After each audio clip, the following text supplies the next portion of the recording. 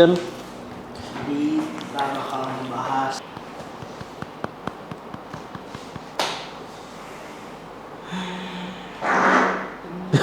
sorry ya Kram, kebablasan. Vincent kurang ajar. Oke. Udah. Geser, Vin. Dingin, Bos. Halo Bro Rian, balik Bro lagi Dennis, kita balik di lagi episode nih ya. selanjutnya. Gue pakai ini dulu ya. Dingin banget ini, udah kayak di kutub. Kita akan bahas Iya, nih. gue pakai baju olahraga justru. Gue Lo kedinginan. pamer otot lo. Ini serius pengen bahas ini. Oke. Banner cycle. Ya. Jadi kita melihat bahwa banner cycle ini di 2023 kalau kita lihat grafiknya ya. Ini dikatakan bisa menciptakan generasi kaya yang baru. Jadi kalau kita ngomong generasi baru ini lebih melekat kepada Gen Z dan juga milenial ya, kayak anak-anak muda. Ya, betul. Lu bisa jelasin nggak kenapa ini bisa terjadi dan kenapa banner cycle itu bisa memprediksi atau membuat kekayaan atau wealth ini bisa pindah antar generasi gitu? Oke, kalau misalkan dari point of view gue sangat percaya 2023 ini emang the lowest ya, titik terendah di banner cycle gitu ya. Ya. Ya. Terus untuk merubahnya gimana ya, kita bisa ngeliat sendiri ya. Gue sebenarnya nggak tahu nih teman-teman banner cycle tuh dia sistem kerjanya kayak gimana. Tapi yang gue tahu ada grafiknya ya, grafik banner cycle itu ya. Yang kata 2023 tuh nanti di bawah Di bawah gitu ya, ada crash ke bawah tuh 2023, habis itu ada naik Recover sedikit tuh. gitu ya, naik sedikit sampai ke 2026 gitu ya, di tengah gitu Ya. ya. Baru dia naik lagi ke 2030. 2030, Ya. benar. Nah, gue sangat percaya sama banner cycle itu karena ya terbukti gitu ya. 2023 ini Ya. kita lowest ya. The Fed naikin suku bunga 25 basis point, 50 Ya. basis point, 75 basis point sampai ke 2023. 2023 kalau kita ngelihat ini udah turning point-nya lagi nih teman-teman. Hampir setahun gitu ya. Dari 2022 itu dia udah mulai naikin suku bunga. Terus di 2023 gede emang naikinnya 2022. Iya, benar. Habis itu 2023 ini dia udah mulai melandai nih, The Fed. Kenapa gue bahas suku bunga? Karena suku bunga ini merupakan salah satu elemen paling penting di dunia investasi ya, teman-teman ya. Karena suku bunga itu berpengaruh kemana? Ke saham, ke obligasi, ke currency-nya USD. Ini khususnya ngomongin suku bunga di US ya? Iya, betul, Ya. di US. Jadi ya, kita tahu USD itu merupakan currency yang paling kuat ya, yang sering dipakai di semua negara.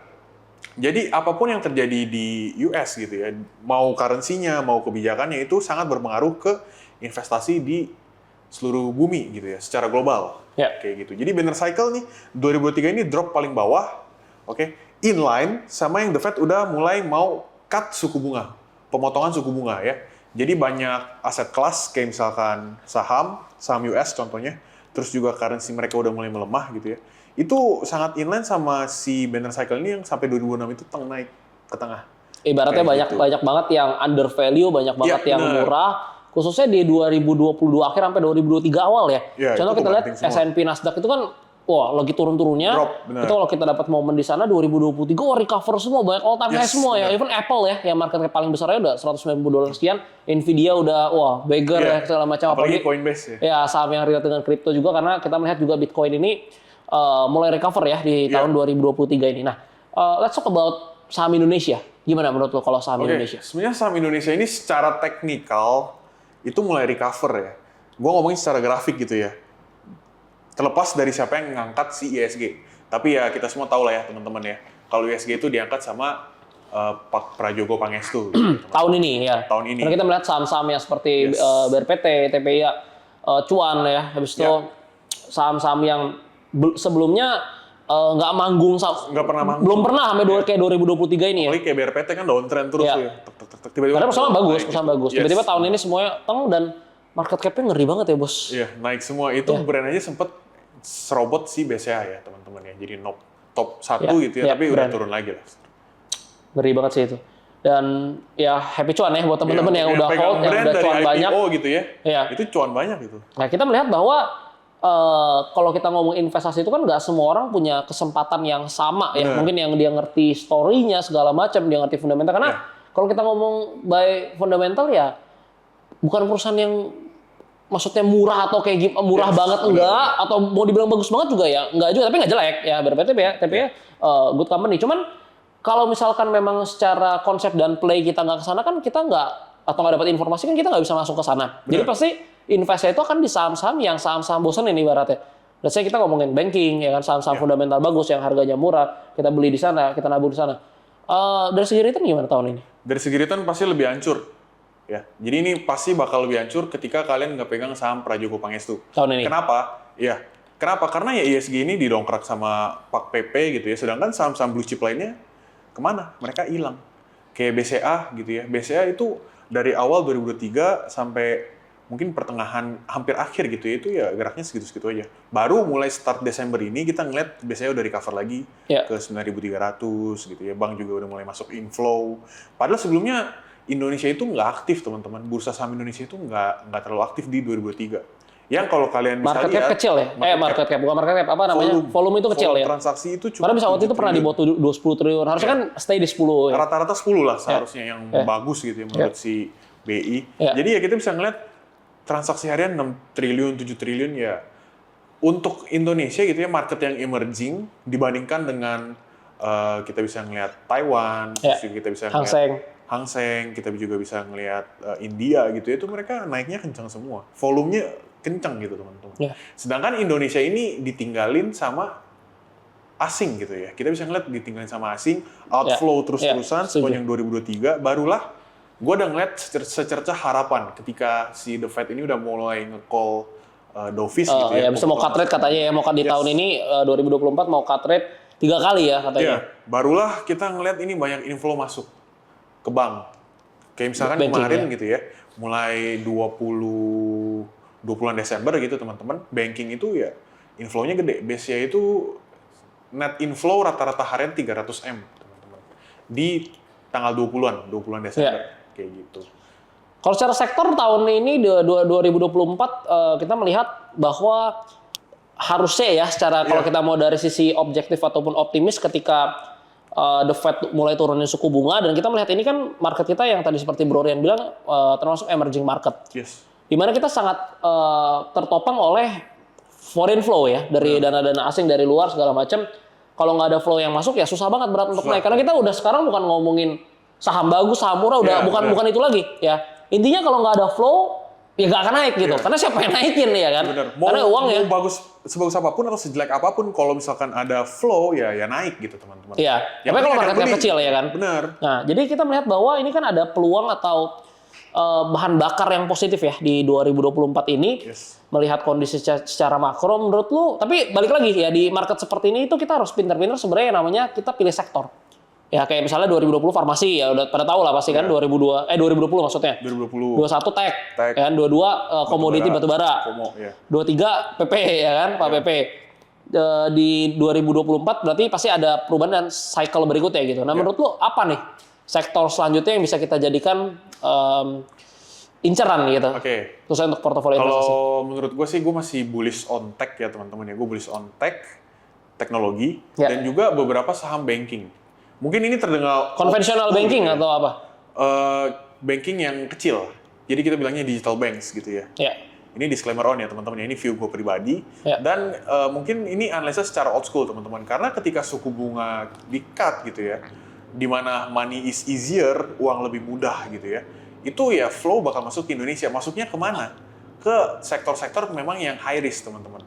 Kayak gitu. High risk dalam artian apa ya? Memiliki potensi besar. Contohnya apa yang di Indonesia? Teknologi. Karena IDX teknologi itu masih baru gitu ya. Masih baru diluncurkan oleh si BI gitu. Jadi ya menurut gue flow bakal ke sana. Pertama tekno, dan kedua ini small banks. Kenapa gue nggak bilang big banks? Kenapa gue nggak bilang kayak top 4 big banks? Karena gini, kalau misalkan bank-bank kecil seperti Neobank, Sibank, Bank Jago, itu mereka membutuhkan yang namanya likuiditas. Orang-orang lebih prefer tabung di BCA daripada di bank kecil. Karena lebih terjamin keamanannya. Sedangkan kalau misalkan suku bunganya turun gitu ya teman-teman ya. Gue jelasin dulu nih, kenapa si small banks ini harus narik customer gitu ya, harus tarik nasabah untuk tabung duit mereka di bank mereka sendiri.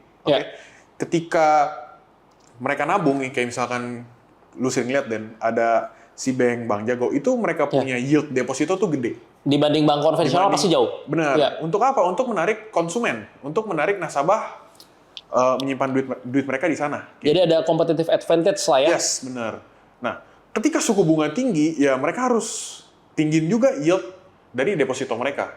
itu yang memakan cost gitu ya teman-teman ya. Karena uang itu ya mereka tanggung sendiri gitu. Mereka istilahnya itu pengeluaran mereka sendiri lah. Ketika suku bunga udah mulai turun teman-teman, yang gue bisa dilihat di sini adalah cost mereka itu bakal terpotong. Cost mereka bakal terpotong dari segi yield depositonya tadi.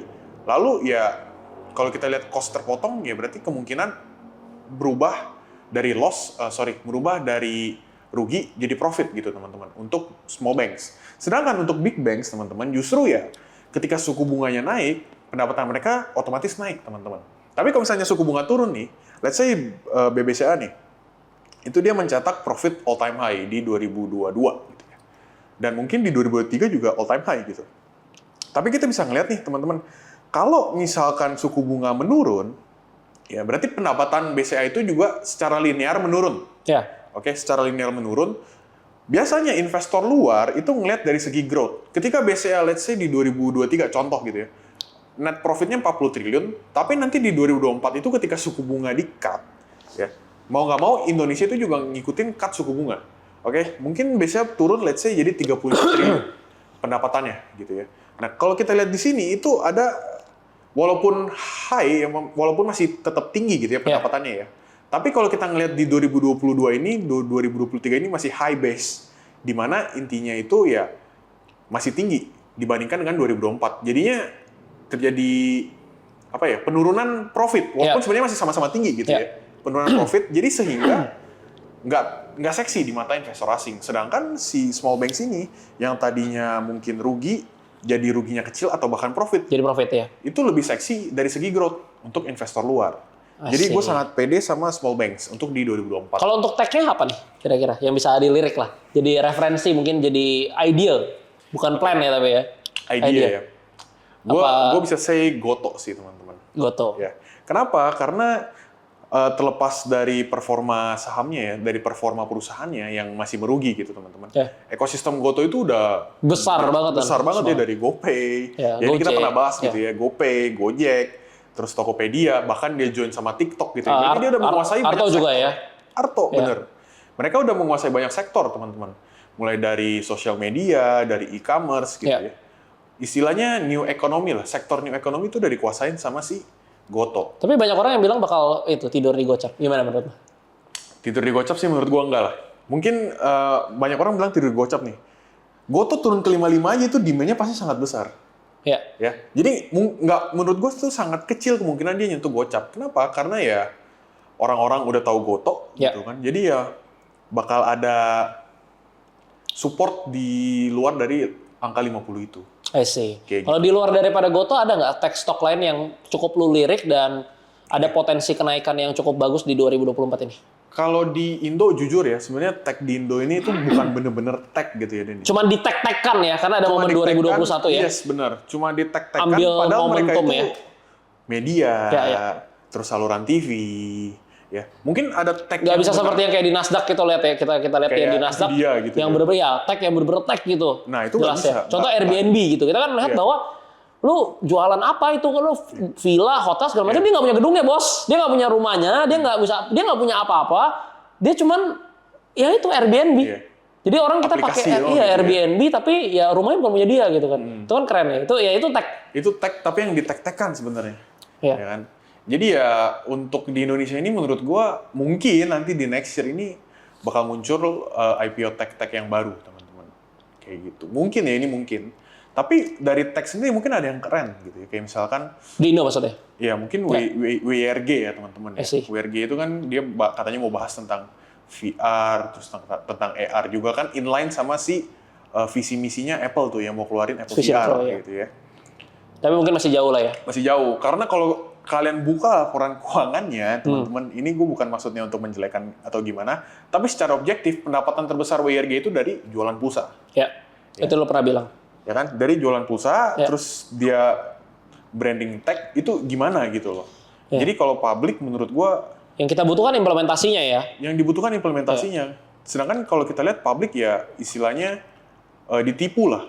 Dia bilang tech tapi ya dari narasi media gitu ya. Narasinya ya. Yang awalnya katanya tech tapi ternyata malah jualan pulsa kayak gitu. Mungkin di Indo ya satu-satunya tag yang memang Yang kelihatan jelas berjalan dan gitu. kelihatan jelas. Goto yaitu buka paling ya. Goto buka beli gitu Iya. ya. Tapi dari top 3 itu juga ya Pilihannya pasti Goto. pilihannya pasti Goto. Kenapa? Karena ya user base-nya kalian bisa tahu sendiri lah. Ya. Seperti itu. Nah, kalau kita pindah ya, kita pindah tadi udah bahas mengenai saham.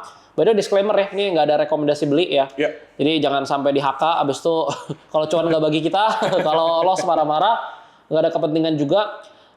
Gue mau pindah soal ini, Bro Rian, strongest currency gitu. Yang pengen gue bahas, yang mengenai currency ada di dunia. Jadi pertanyaan gue simpel seperti ini. Kalau misalkan lu nggak punya pilihan, lu nggak boleh nih. Contoh lu nggak dibolehin untuk investasi di aset kelas apapun. Selain pegang fiat. Ya. Jadi nggak boleh saham, nggak boleh kripto, nggak boleh apapun. Pokoknya kecuali lu harus pegang fiat doang. Nah, berarti lu akan pilih strongest currency dong? Benar. Ya karena kalau nggak ya gimana lagi mau lawan inflasi ya mau nggak mau cuman pakai cara itu. Apa yang akan lu pilih? Oke, kalau gue sendiri bakal pilih lebih ke USD. Tetap Satu doang atau USD. dan USD, SGD, sama mungkin ada sedikit yuan gitu ya. Jadi mungkin top 3 gue itu ya yuan, SGD, sama USD.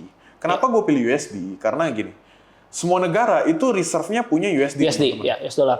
Jadi kalau misalkan sampai US dollar drop gitu ya, itu stabilitas beberapa negara ekonominya Bukan beberapa, banyak semua ya, gitu banyak. ya. Hampir semua itu ya tertekan gitu ekonominya. Terus kita ngomongin USD ini back by nothing. Ya, back by nothing bisa di-printing terus, tapi itu ada sisi yang benarnya, teman-teman, ada sisi benarnya. Tapi kalau kita ngelihat reserve gold paling banyak itu tetap ada di US. Nah, itu dia yang kita Jadi perlu tahu. kalau maupun kita ngelihat USD-nya ini melemah, tapi reserve gold dibandingkan dengan currency-nya siapa yang paling besar masih di Ya. US, teman-teman. Jadi mau nggak mau ya simpan simpan USD. I see. Seperti itu.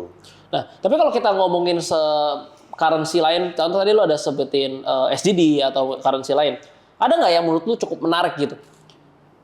Untuk kita ibaratnya parkir lah, karena kita nggak bisa ngomong invest ya, karena kalau kita ngomong invest kan kita cari return. Kalau ini sebenarnya cuma untuk alat hedging lah ya, supaya kita menahan ya kalau tiba-tiba currency, kalau kita taruh di satu currency tiba-tiba melemahnya drop jauh kan, berarti kita kehilangan value cukup banyak ya. Yep. Sedangkan kita taruh di tempat lain, ibaratnya kalau bahasa gue parkir sih, nggak tahu kalau orang ada yang bilang investasi di mata uang asing ya, menurut gue sih itu bukan investasi ya, tapi ya nggak masalah juga kalau kalian anggap itu. Tapi menurut gue bahasa gue parkir. Kalau menurut lu parkir di currency lain selain US dollar apa gitu yang? Ya tadi SGD. Kenapa SGD? Kenapa? Karena kalau kita ngeliat SGD ini negaranya stabil ya teman-teman ya. Negaranya stabil, terus juga inflasinya terjaga gitu ya. Bahkan sempat deflasi gitu loh. Ya. Jadi ya SGD ini Kayak harga Coca-Cola misalkan nggak naik kayak gitu ya, $1 ya di sana. yes, benar. Udah 5 Ya, tahun berarti tetap kalau $1. kita ngeliat apa, currency-nya kuat, teman-teman. Ya. Currency-nya kuat dibandingkan dengan currency lain. Ya. Omong kotornya berarti dia impor barang gitu ya. Impor sama ekspornya masih kuatan ekspor. Bukan Ya. ekspor berarti ya. Pendapatan dari luar Devisa negeri. ya, devisanya surplus ya. terus. Karena Surplus si gede. Singapura itu nggak bisa ekspor barang banyak gitu kan. Ya, karena kan ya nggak sumber daya Ya. kalah lah jauh. Tapi dari devisanya ya pendapatan mereka lebih banyak daripada pengeluaran mereka ke luar negeri. Jadi ya negaranya stabil currency-nya, demand-nya ada. Kayak gitu. Apalagi di Indonesia. Indonesia itu ya hubungan erat lah sama SGD. Ini Ya. kalau kita bahas bisa jauh nih. Ya jadi nanti out of topic lagi Iya, panjang. benar. Oke, kita pindah dulu sekarang. Kita bahas yuan, kita bahas China gitu. Gimana, ada prospek nggak 10 tahun ke depan gitu? Kalau yuan menurut gua sebenarnya gini, kalau misalkan USD drop gitu ya. USD drop ini worst case skenario-nya. Ya yang bakal naik yuan. Kenapa? Karena China itu kan terkuat number 2 Ya. gitu ya. Dan dia punya sistem keuangan itu sedikit lucu. Gimana? Jadi yuan ini dia printing money seperti US, Ya. tapi bukan dalam bentuk langsung lu print terus lu kasih duit Ya. gitu loh. Jadi gini. Oh, bukan misalkan- stimulus yang tiba-tiba bukan stimulus ditembak-tembakin Ya. gitu ya. Tapi dia punya peraturan pemerintah, kalau misalkan lu jual barang gitu ya, ekspor. Ya. Misalkan terjual ekspor, let's say 100 triliun, bukan triliun, 100 miliar gitu ya. Dia dapat bonus dari negara. Nah, sistem printing Bonusnya itu seperti keluar berarti dari printing. Ya, mungkin dari printing. Berarti ya. mendorong ekonomi lokal Ya. untuk melakukan ekspor Ekspor. barang sehingga mereka dapetin devisa surplus, baru keuntungannya Yes. itu dipakai untuk ini ya. Benar. Jadi mendorong supaya pengusaha-pengusaha di sana Ya. semangat ya gitu ya. Jadi simpelnya berarti devisa negara dia kan untung gitu Ya, ya. ekspor. Terus jadi ya dibagiin baru ke pengusahanya. Unik ya Kayak gitu. sistemnya. Itu sistemnya unik. Jadi dengan begitu ya currency-nya lebih kuat. I see. Karena ketika lu transaksi pakai yuan gitu kan, lu tukerin yuan. Nah ya udah, ketika ekspor berarti kan orang demand yuannya tinggi gitu. Jadi ya stabil, yuannya lebih stabil. I see. Kita balik lagi sekarang ke investing nih. Tadi udah ngomongin Oke. soal itu. Sebenarnya gue cuma pengen tahu pandangan lu. Karena gue percaya juga teman-teman di sini mungkin banyak juga yang dari keluarga atau orang tua yang nggak ngerti sama sekali mengenai Yap. investment dan mereka save currency lain yang lebih kuat gitu. Dan Ya. menurut gue itu salah satu pemikiran yang old school dan nggak bisa disalahkan loh. Itu sesuatu yang cukup benar gitu. Karena Karena contoh, benar. iya kan kita beli misalnya save USD di 14.000, sekarang 15.500, bos itu berapa? Berarti hampir 10% ya kan? 10%. Ya udah 10%, dari 400.000, 15.400 ya. Iya, 10%. Jadi Udah ya ngalahin inflasi. pemikiran old school yang nggak jelek sebenarnya. Apalagi kalau kita save USD dan kita invest di dalam misalnya stok, Iya, market, benar. ya kan? Jadi cuannya double gitu ya. Iya, kita cuan misalkan kita hold 5 tahun, 10 tahun kita dapat 100%, ada kenaikan kurs dari 10.000 ke 15.000, 50%. Yap. Gede Naiknya berarti banget. 15% gitu ya. Iya kan? Ngeri banget loh itu loh. Iya, itu Gede lah. sebenarnya trik investasi yang sangat bagus gitu ya. Iya. Tapi lucunya gini, Dan.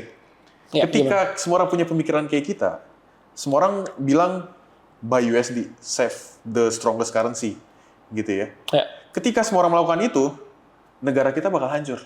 iya benar. Karena semua orang tukerin USD, semua orang tukerin Ya. USD, demand currency lokalnya nggak ada.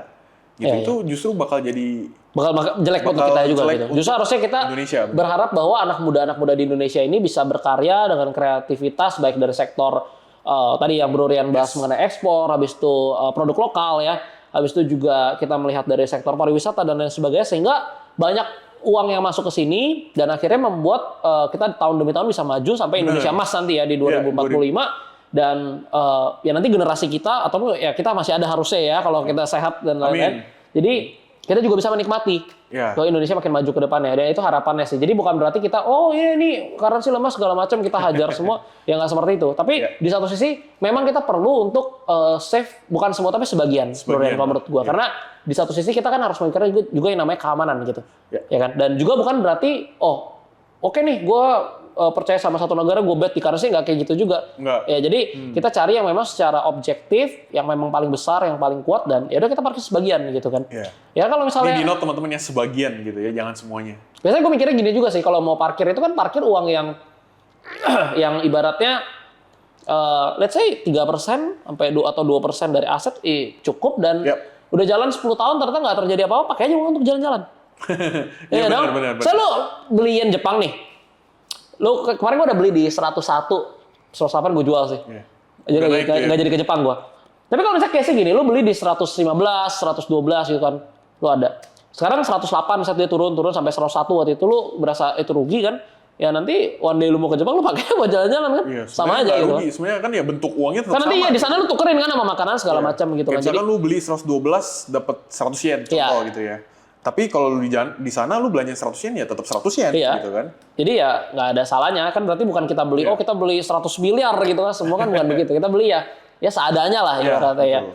Nah, habis itu lanjut kita bakal back to topic yaitu ke investment lagi. Kita akan bahas soal investment. Mungkin yang gue pengen tanya ke lu adalah mengenai strategi investasi. Karena gue melihat di sekarang ini ya 1 tahun terakhir itu udah jarang orang yang bahas mengenai strategi investasi khususnya di saham ya atau di aset kelas tertentu karena kita melihat bahwa konten-konten di sosial media dan trader ataupun investor itu jauh lebih suka wah trading nih segala Trading, macam betul. ya kan. Gue nggak bilang trading itu salah, kita juga trading loh ya. Iya. Jadi nggak salah. Abis itu oh kripto nih segala macam ya kan. Nah, cuman di satu sisi kan sebenarnya ada satu hal yang kita perlu pahami untuk menjadi pondasi dasar kita, yaitu strategi investasi. Ya. Jadi cara kita entah itu yang kalau yang paling general yang mungkin semua orang tahu itu value investing kan, tapi ada growth investing, ada kalau di saham ada dividend investing dan lain sebagainya. Nah, dari berbagai macam strategi tersebut yang lu paling suka dan lu terapkan itu apa? Untuk gua sendiri ya, biasa gua terapin value investing, teman-teman. Untuk investasi gua ya, gaya investasi gitu kan. Di aset kelas apapun gitu. Di aset kelas sebenarnya cuma saham sih. Oh, Karena gini, kalau misalkan kita ngomongin saham, teman-teman, kalau misalkan kita mau value investing di Indonesia, menurut gua bisa, tapi sangat kecil kemungkinan untuk mencapai ya value tersebut dan nggak efisien. dan nggak efisien marketnya. Kenapa? Karena bisa 4 tahun saham bagus nggak naik loh. Bener, karena Ya kan? gini, ketika lu analisa saham bagus, tapi orang nggak ada demand, nggak ada flow, nggak ada volume, nggak ada inflow, itu ya sahamnya juga nggak bergerak, teman-teman.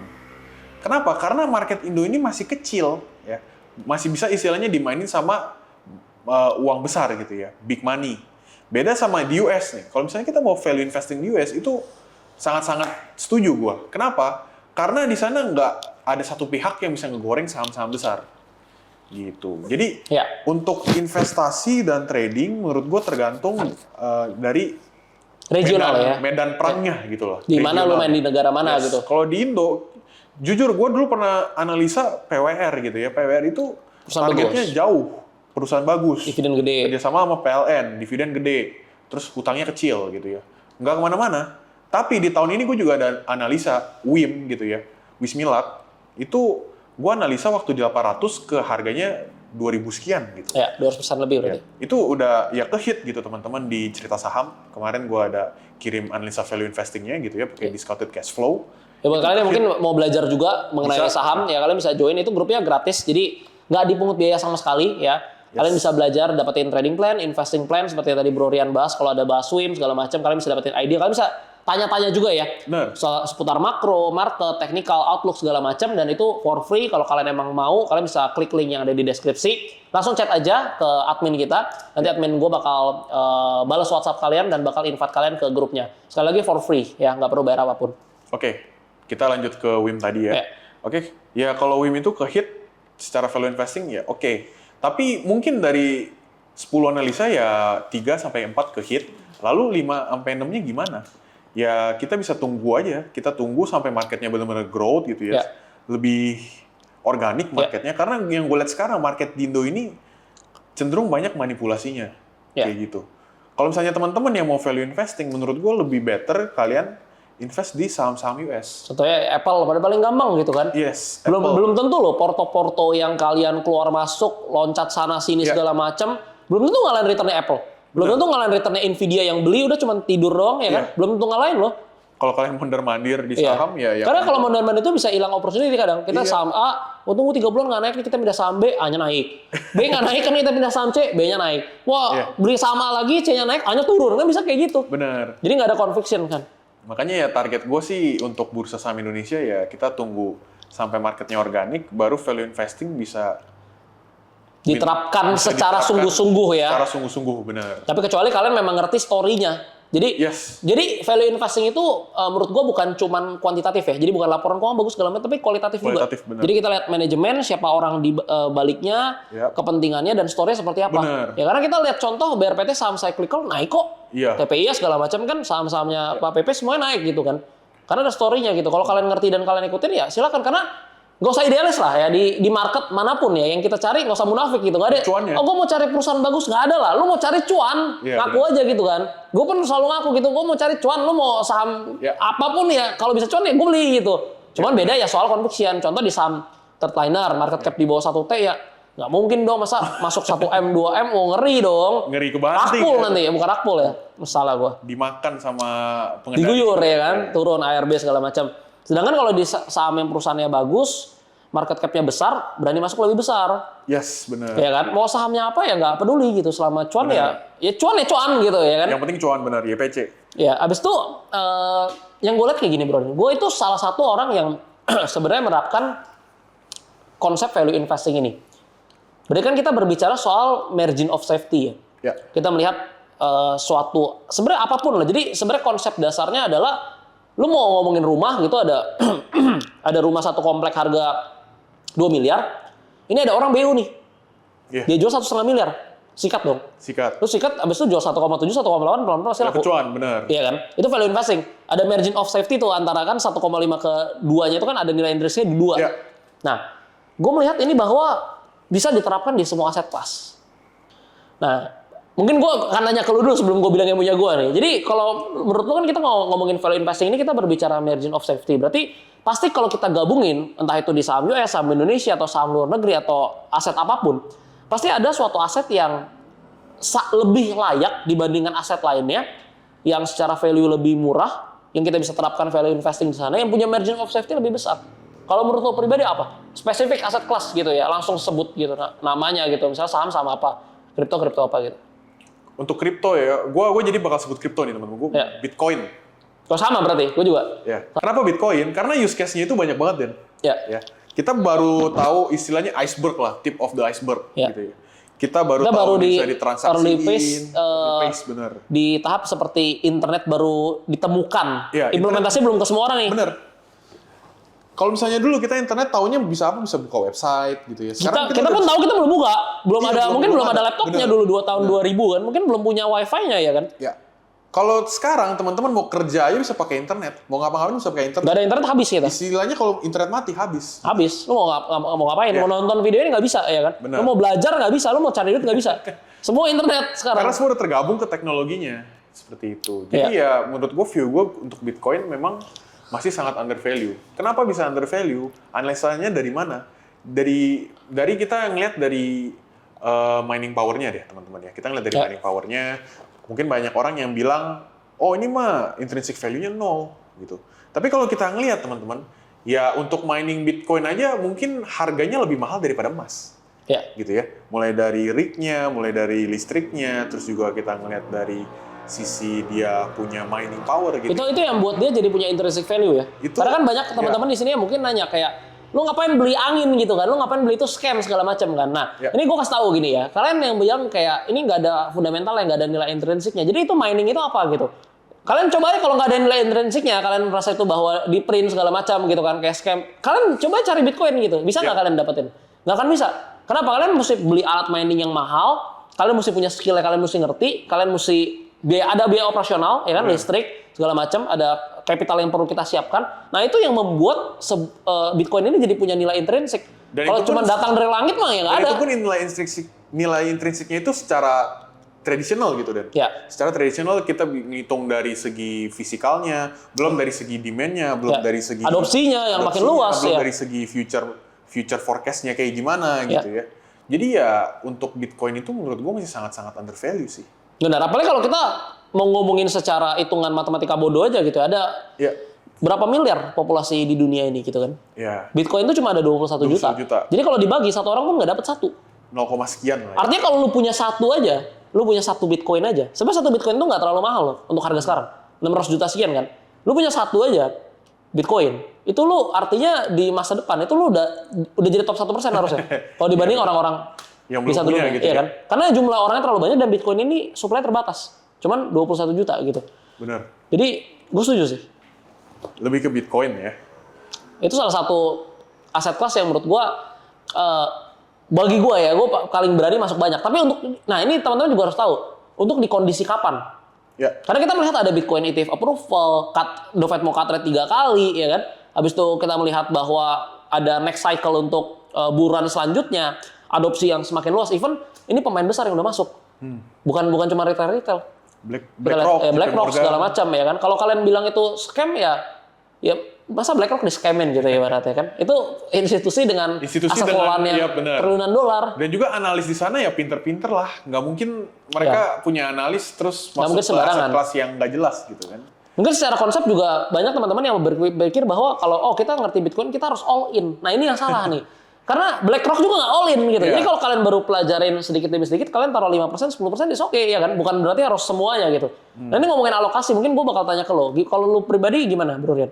Untuk alokasi porto di 2024? 2024 alokasi porto gue Berapa persen antara ya?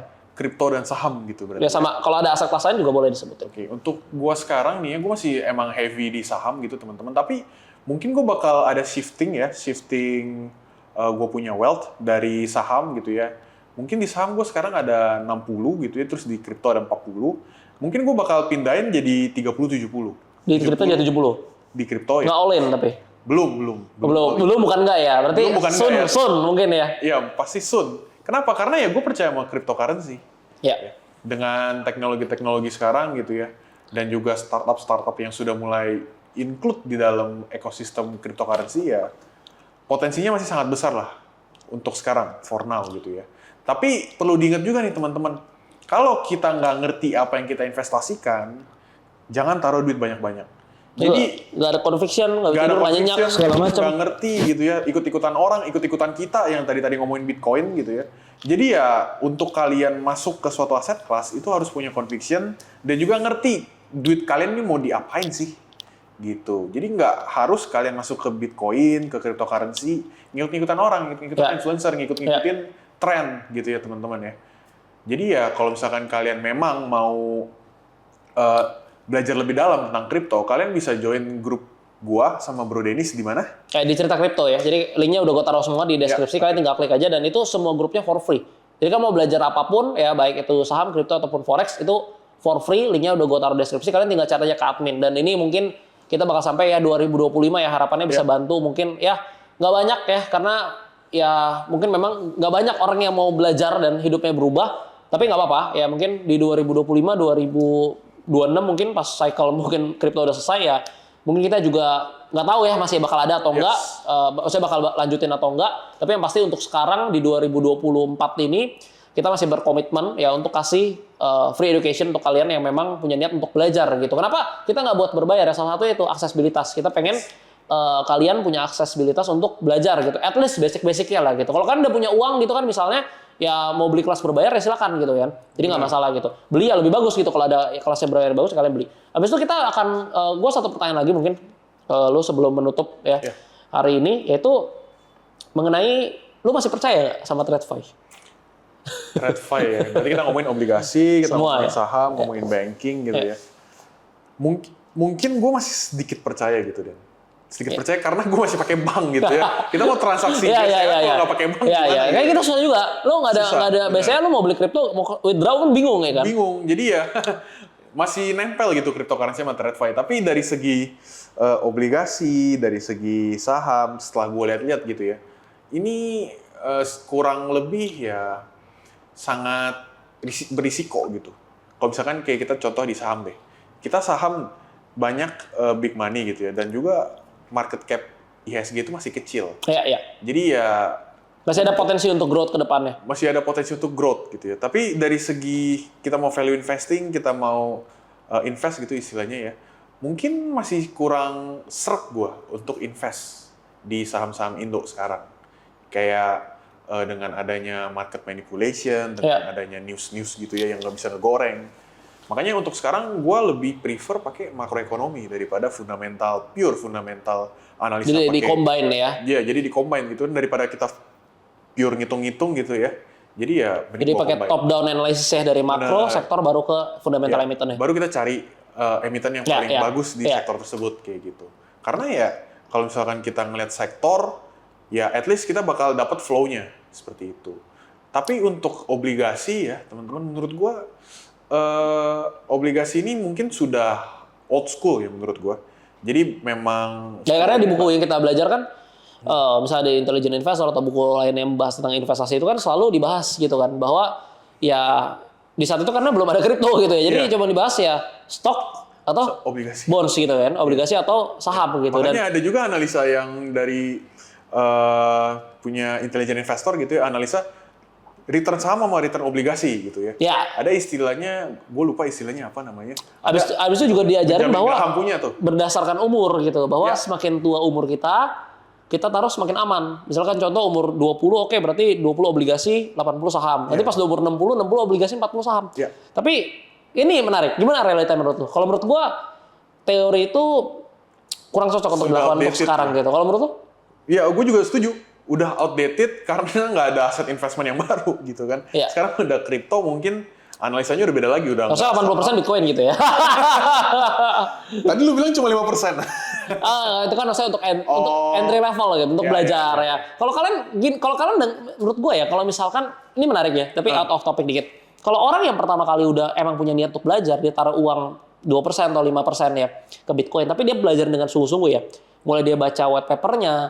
Habis itu yang fundamental pertama dulu, dia baca white paper. Ini kita ngomongin bukan kripto ya, kita ngomongin only Bitcoin. Karena Bitcoin ini beda ya. Kita baca white paper segala macam, habis itu mulai masuk nih. Kenapa kalian lihat ada Bitcoin maksimalis seperti Michael Saylor gitu? Kenapa MicroStrategy-nya itu bisa pegang Bitcoin sebanyak itu? Habis itu kalian pelajarin kenapa institusi masuk, cara kerja Bitcoin ya, dan lain sebagainya. Kalian akan memiliki conviction yang lebih dan akhirnya kalian akan menaruh belief di sana. Dan malah jadi nggak percaya sama TradFi lagi, kepercayaannya akan menurun. Jadi mungkin awalnya begini nih, ya kan, ini Bitcoin nih. Lama-lama pas kalian belajar naik ini akan menurun. Karena itu yang terjadi mungkin hampir di semua orang yang benar-benar dalamin dunia kripto gitu. Yes, benar. Gue setuju banget sih, Dan. Karena kalau misalnya kita ngelihat banks juga ya secara fractional gitu ya, fractional reserve itu itu sebenarnya cenderung berbahaya gitu ya. Iya, mungkin kalau Ada teman-teman yang nggak tahu bisa sedikit search ya di Iya, Google ya, mengenai fractional reserve gitu. fractional reserve gitu ya. Kalau ada krisis dikit aja itu ekonomi udah goyah. Iya, sebenarnya Bank kita itu udah gampang bangkrut gitu loh. Kalau Iya. ada krisis kayak misalkan SVB kemarin, itu kan karena rush money itu nggak seperti yang mungkin banyak orang pikirkan. Dipikir kalau Iya. kita berbondong-bondong rame-rame tarik semua uang, habis itu hancur gitu kan. Nggak perlu semua masalahnya. Nggak perlu semua, Nah, Bang. 10-20% aja gitu kan. ya. Habis itu Dan semua. itu sangat berbahaya. Untuk obligasi sebenarnya juga, teman-teman. Kalau misalnya kita ngeliat obligasi ya, itu kita bisa ngeliat ketika kita taruh di obligasi kan dijamin sama negara. Ya. Tapi kalau misalkan negaranya gagal bayar pun dia printing money. Gitu Jadi, kan lucunya nggak rugi tapi value-nya value-nya turun. Jadi ya setiap tahun Ya. ya value-nya turun gitu teman-teman setiap kali kita beli obligasi. I see. Kayak gitu. Mungkin Ya, apa lanjut? makanya kalau saran dari gua adalah kalian pelajari dulu ekonomi gitu ya, pelajarin ekonomi singkat lah. Baca aja di YouTube, nonton di YouTube, terus juga kalian bisa analisa kripto gitu ya, dalemin kripto yang kayak Bro Dennis tadi bilang. Kalau misalkan kalian udah ngerti kripto, berarti kalian lebih ngerti sama yang namanya ekonomi nih, ekonomi secara global gitu ya. Kepercayaan kriptonya naik, kepercayaan TradFi-nya turun. Bener, itu karena itu terjadi di gua teman-teman. Ya. Mulai dari gua dari 2018, 2019, 2020, 2021 itu gua merasa kalau semakin gua mengerti tentang ekonomi perbankan, terus juga fiat money, Ya. terus mulai dari printing money dan manipulasi yang terjadi di market gitu ya. Gue lebih percaya sama cryptocurrency. Oke, thank you banget Bro Rian untuk pembahasan hari ini. Sebelum kita akhiri acara ini, acara apa aja gitu. Gue pengen tanya beberapa pertanyaan. Oke. Jadi ini pilihan. Jadi lo tinggal pilih aja, jawab dengan cepat tapi nggak usah kasih alasannya. Ya siap gitu ya. Jadi yang langsung ada di otak lo aja dan langsung jawab. Pertama, kripto atau saham? Crypto, 2, SGD or USD? USD, Bitcoin or Ethereum? Bitcoin, Beli rumah atau sewa rumah? sewa rumah, Pendidikan formal atau informal? pendidikan informal, Trading atau invest? trading, Obligasi atau deposito? obligasi. Oke, thank you banget Bro.